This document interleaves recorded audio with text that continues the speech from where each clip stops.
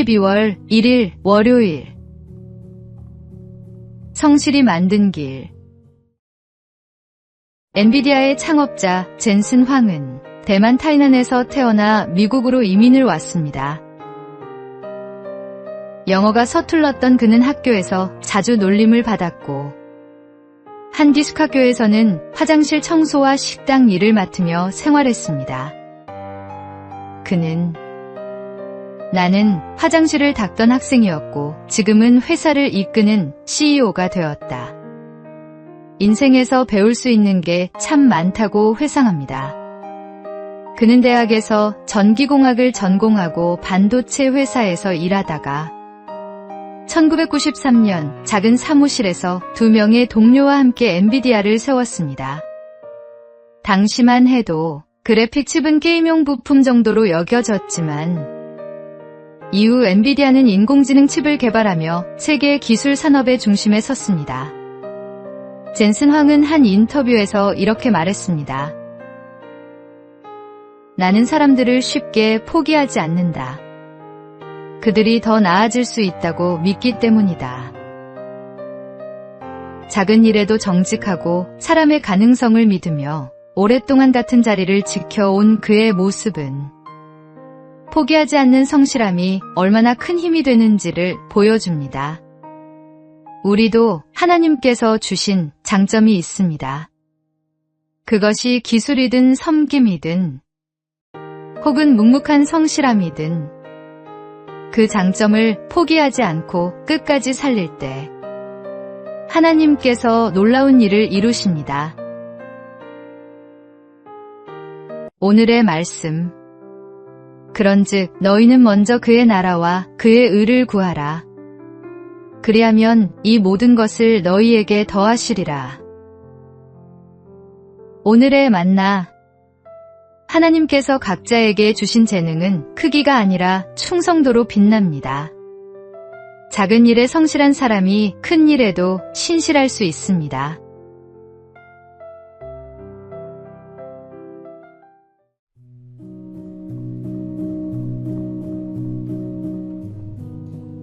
(12월 2일) 화요일.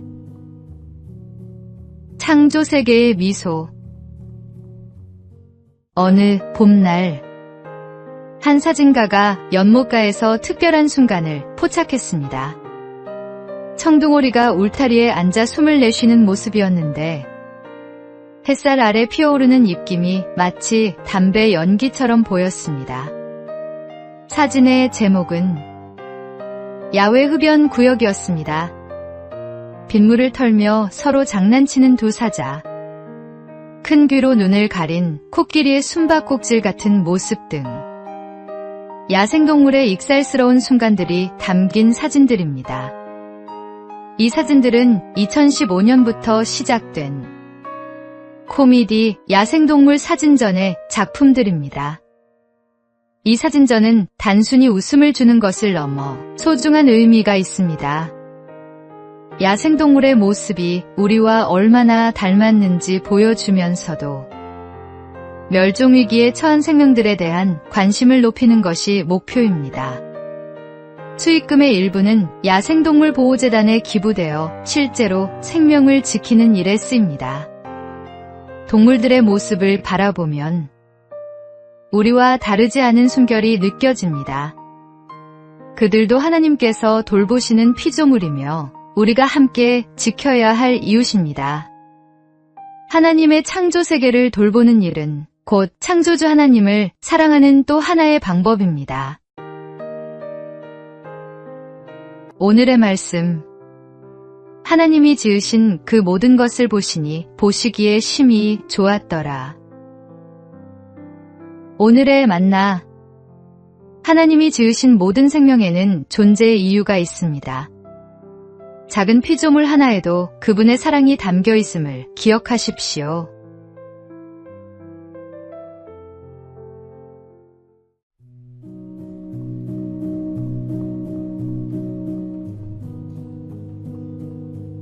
(12월 3일) 수요일. 일하는 삶의 가치. 요즘 SNS나 유튜브를 열어보면 비슷한 유혹이 끊이지 않습니다. 쉬운 돈벌이, 노력 없이 성공하는 법 같은 광고들이 우리의 눈과 마음을 사로잡습니다. 언제부터인가 일하지 않아도 되는 삶을 행복의 기준으로 삼는 사람들이 늘고 있습니다. 하지만 진짜 행복은 그런 식으로 얻어지지 않습니다. 건강한 몸과 성실한 마음으로 자신의 능력을 다해 일하며 그 일을 통해 기쁨과 의미를 발견할 때 우리는 비로소 살아있음을 느낍니다. 자신의 노력이 가정과 이웃 그리고 사회에 유익을 전할 때 그 인생은 더욱 깊어지고 단단해집니다. 물론 인생의 언덕을 오르는 길은 결코 쉽지 않습니다. 땀을 흘리고 상처를 입으며 때로는 넘어지기도 합니다. 그러나 그 과정 속에서 우리는 생각하는 힘과 실행력, 책임감과 인내를 배우게 됩니다. 그리고 마침내 성숙한 인격으로 자라납니다. 아무리 많은 돈을 쌓아도 인간미를 잃는다면 그 인생은 결국 차가운 금고 앞을 지키는 일과 다르지 않습니다. 계산보다 열정을, 편안함보다 의미를 선택하며 자신의 일을 통해 세상을 따뜻하게 바꾸는 사람들의 등장과 회복을 오늘도 기대하며 기도합니다. 오늘의 말씀. 게으른 자여 개미에게 가서 그가 하는 것을 보고 지혜를 얻으라. 오늘의 만나. 수고하는 손에 하나님의 축복이 임합니다. 일 자체가 은혜이며 그 일을 통해 우리는 하나님의 형상을 드러냅니다.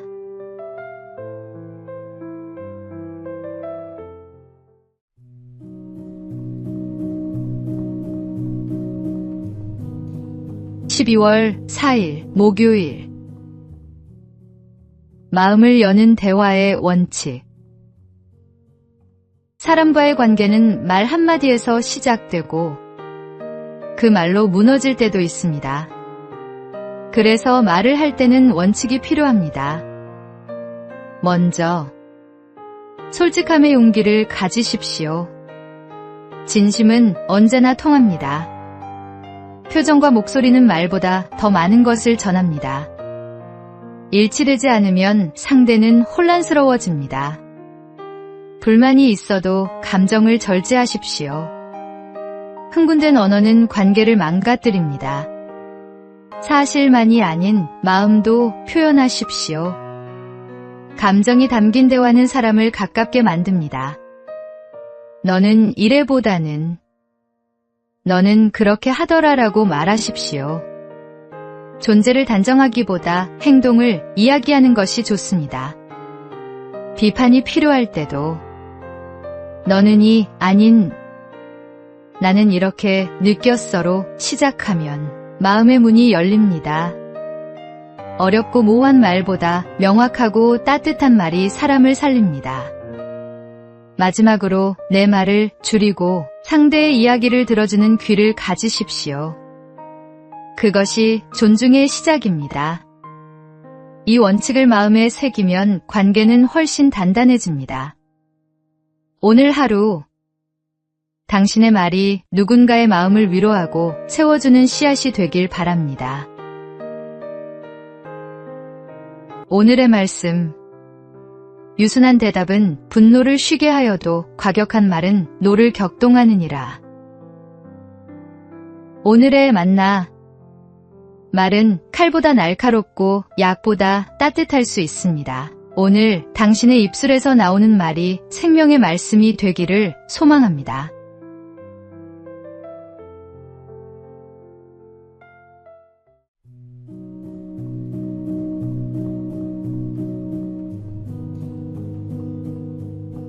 (12월 5일) 금요일.